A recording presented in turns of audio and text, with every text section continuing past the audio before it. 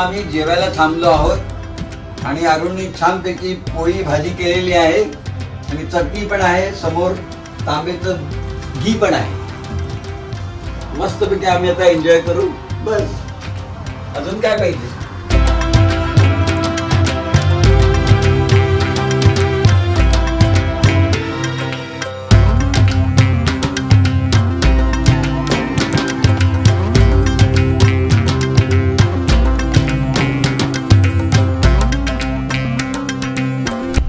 काल संध्याकाळी अचानक मला अमर भास्कर वृद्धाश्रम दिसला आणि माझ्या जुन्या आठवणी ताज्या झाल्या आणि खरं करून ताबडतोब मी अमरजींना फोन केला आणि त्यांची भेट घेतली. त्यानंतर आमच्या दिलखुलास गप्पा झाल्या आणि नंतर रात्री आम्ही माझी चालण्याची पीपीटी दाखवली. त्या वृद्धांना आणि सर्वांना ती पीपीटी फारच आवडली आणि तीनदा त्यांनी पीपीटी म्हणजे माझा वॉक कसा झाला वगैरे आणि त्यांनी खास मला कौतुक केलं माझ्या चालण्याचं. आणि नंतर मी त्यांना संपूर्ण माझं मिशन समजावून सांगितलं.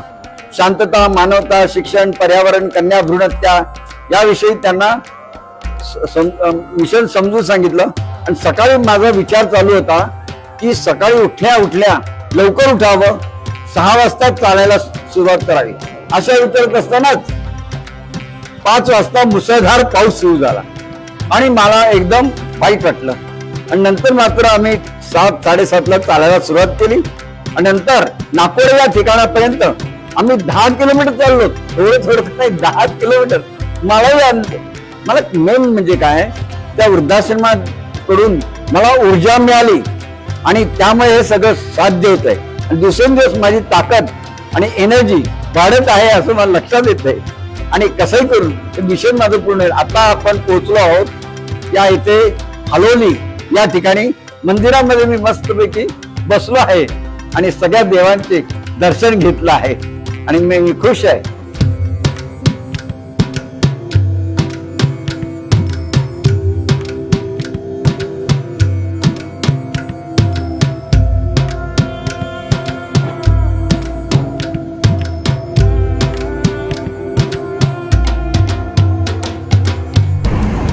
हॅलो, चालायला सुरुवात केली.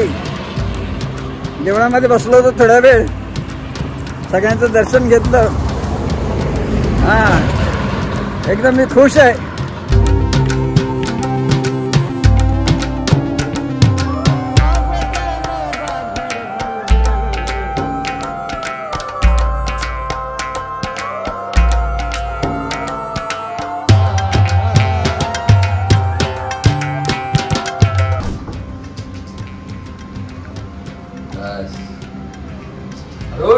जी बाबा, खुश होना, रंगा खुश. बिल्कुल वैसे ही होना चाहिए.